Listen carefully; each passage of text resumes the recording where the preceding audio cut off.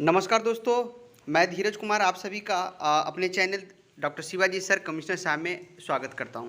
दोस्तों, पूरे बिहार में दिव्यांगजनों के लिए बहुत सारी ऐसी संस्थाएं चल रही है जो कि सरकारी मान्यता प्राप्त है और उन्होंने सरकार के यहाँ निबंधन करवाकर दिव्यांगजनों को मदद करने का जो है बीड़ा उठाया है और दिव्यांगजनों को मदद पहुँचा रहे हैं। परंतु बिहार में अभी भी बहुत सारी ऐसी संस्थाएँ हैं जो बिना सरकार के यहाँ निबंधन करवाए हुए दिव्यांगजनों से धोखाधड़ी का काम कर रहे हैं और बेवजह उन्हें अपने संगठन में जोड़ कर रखे हुए हैं, जहां से उनको किसी भी तरह का कोई लाभ नहीं मिल रहा है। तो ये एक बहुत ही दुखद है, क्योंकि हम जानते हैं कि दिव्यांगजन जो है स्वयं जो है असमर्थ होते हैं किसी काम को करने के लिए और वे जल्द ही किसी की बातों में आकर उनकी संस्था से जुड़ते हैं और अपना पूरा समय देते हैं। उसके बावजूद भी आपको किसी प्रकार का लाभ नहीं मिल पाता है। तो ये एक दुखद बात है कि यदि आप दिव्यांगजनों के लिए मदद करना चाहते हैं तो सरकार से आप अपना जो है संस्था को रजिस्टर करवा के उसके बाद आप काम करें, ये एक अच्छी पहल होगी। परंतु बिना संस्था का रजिस्ट्रेशन करवाए हुए आप जो है दिव्यांगजनों को बेवजह उनके डाटा को लेते हैं, वो अपने पास रखते हैं और उनको किसी प्रकार का लाभ ना मिल पाता है, तो उनके लिए थोड़ा सा दुखद हो जाता है, क्योंकि वे पहले से ही लाचार होते हैं।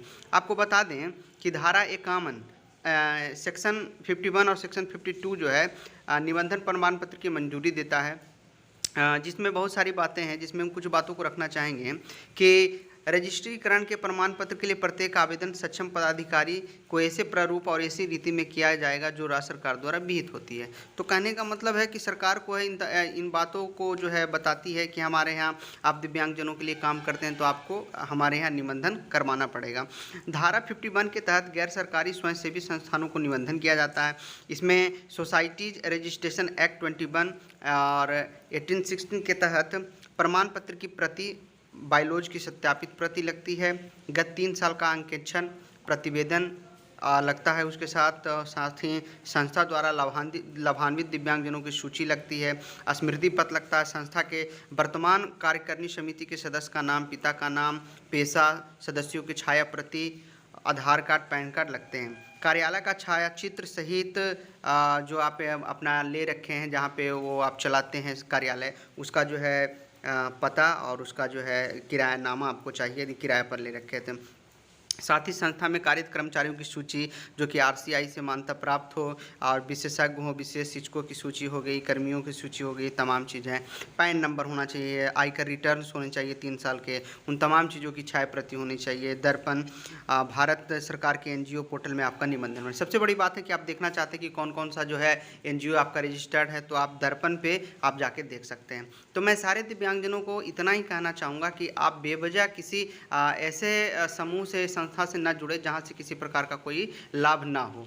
साथ ही आप जिस संस्था से जुड़ रहे हैं जहां से आप लाभ लेना चाहते हैं, तो सबसे पहले ये पता कर लें कि उसका निबंधन हुआ है या नहीं, वो अपना आयकर रिटर्न्स भर रहे हैं कि नहीं, उनका अपना पैन कार्ड है या नहीं।